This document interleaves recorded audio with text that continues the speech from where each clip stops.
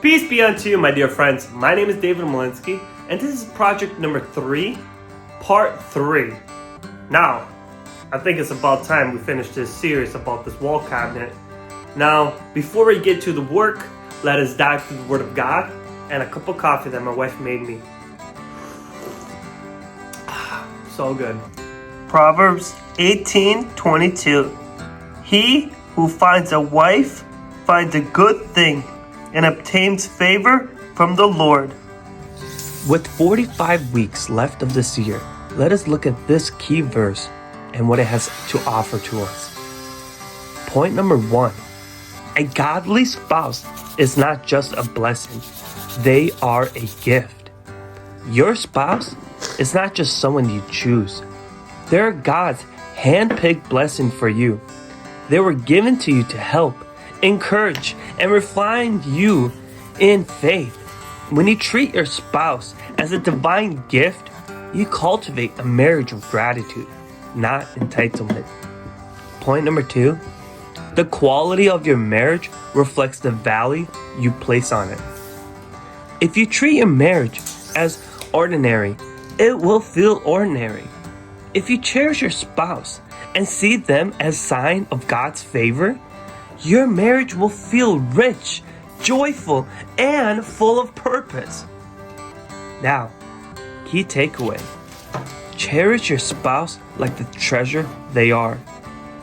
Marriage is a divine assessment, not an accident.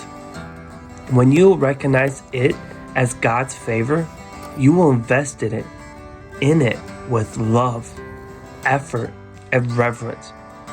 Now, call to action.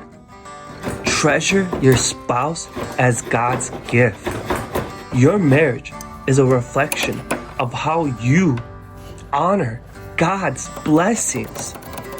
When you see your spouse as His gift, you shift from taking them for granted to cherishing them with love, gratitude, and purpose. A thriving marriage isn't built on routine. It's built on intentional acts of love and appreciation. Now, this week's challenge. Show your spouse they are treasure. Speak life into them. Express gratitude. Or plan a small but meaningful gesture to remind them they are God's favor in your life. I pray that Proverbs 18:22 would be inspiration for you as it was for me. With this week's challenge, I encourage you to take out and do the week challenge. God bless you, and let me know how the challenge went for you.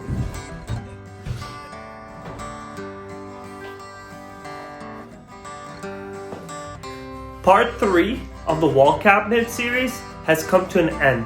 Next week, I'm going to be slowly filling it up with some vintage and some modern hand tools. And please let me know in the comments below what do you think about the series and how did it went. And most importantly, I pray that God blesses you this upcoming week with this challenge. And please let me know how the challenge went for your family, for your wife, or your husband. And I pray that God blesses you. Take care.